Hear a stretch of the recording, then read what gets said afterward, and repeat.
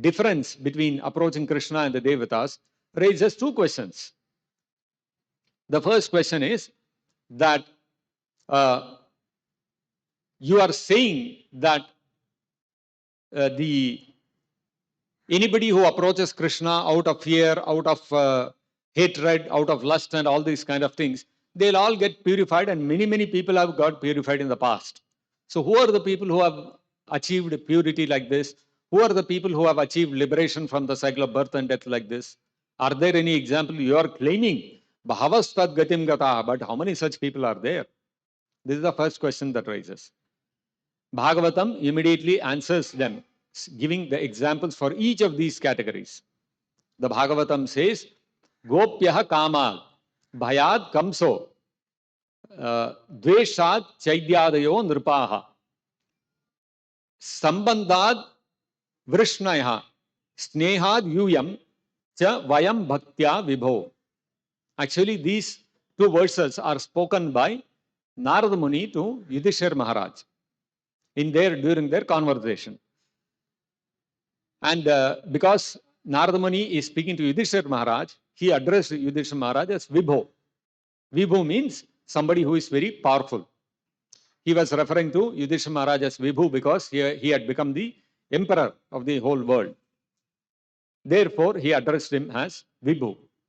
He told him, O king, the examples of such people who have attained liberation are the gopis who attained perfection because they became absorbed in thinking of Krishna out of lust. Actually, the gopis are thinking of Krishna out of love. But externally, it appears like lust in this material world. But then there is a very big difference between the love of the gopis and the lusty dealings between a boy and a girl in this material world. Both of them appear to look alike. Example is given, if you take a piece of iron and you take a piece of gold, both are metals. There is no difference between the two of them in that sense. Both of them are metals. But then, when you look at the value, there is a very huge gulf of difference between the value of gold and the value of iron. Iron, 1 kg of iron will cost about 50 rupees. That's the cost of 1 kilo of gold, 1 kilo of iron. Whereas gold, you buy 8 grams, it's going to cost you 30, 35, 40,000 rupees. So there is, even though both are metals, you see such a big difference in their value. Similarly, the dealings between the gopis and Krishna and the ordinary dealings between a boy and a girl in this material world appear alike. But then, just like the value between gold and iron is huge, there is a very vast difference between the value of gold and iron. Similarly, the nature of the dealings between Krishna and the gopis and between a boy and a girl in this material world is very, very different. The activities of the gopis with Krishna are completely spiritual, and they have no tinge of the 3 modes of material nature. Whereas lusty activities between a boy and a girl in this material world are completely on the material platform, performed under the modes of 3 modes of material, performed under the influence of the 3 modes of material nature. And such attraction between a boy and girl in this material world only leads to distress and repeated birth and death within this material world.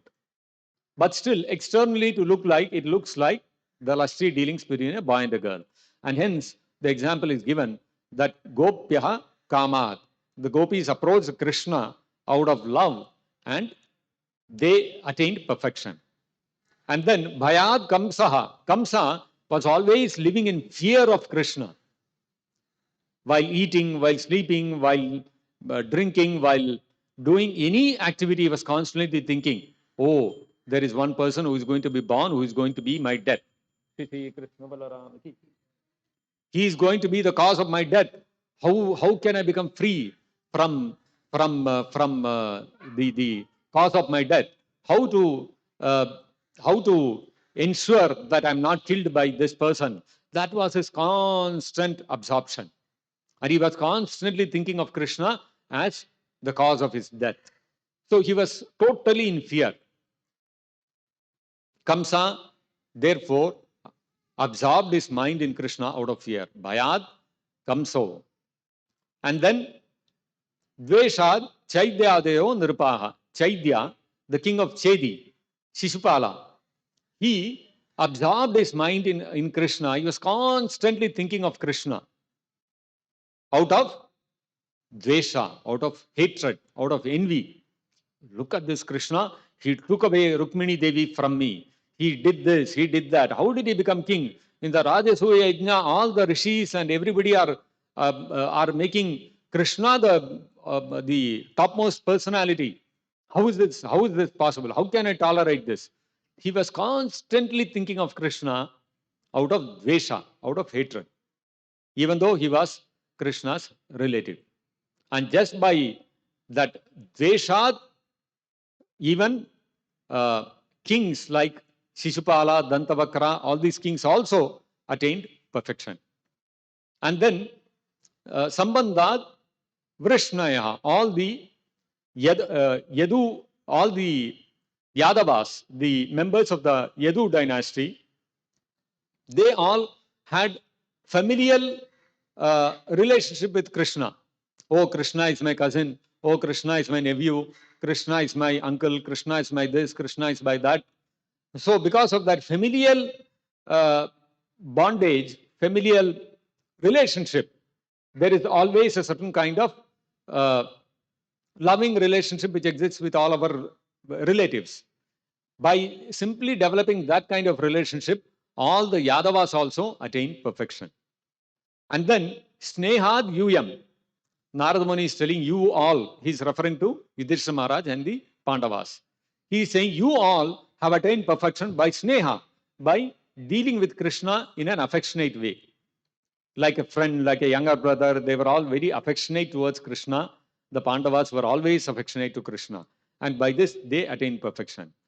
And then Narada Muni says, Vayam Bhaktya. And I also became perfect by rendering devotional service by Vaidhi Bhakti. We all know how Narada Muni, he was engaged in Vaidhi Bhakti by the great pure devotees who came and stayed for 4 months at his home during the Chaturmasya, during the rainy season. And this way, by executing the process of Vaidhi Bhakti, Narada Muni also became perfect. Therefore, Kamad, Dveshad, Bhayad, Snehad, Bhaktya. By any process one approaches Krishna, one can become perfect. And there are wonderful examples to illustrate this in the Bhagavatam and in the Vedic literature. So the examples are there, given in the Bhagavatam itself.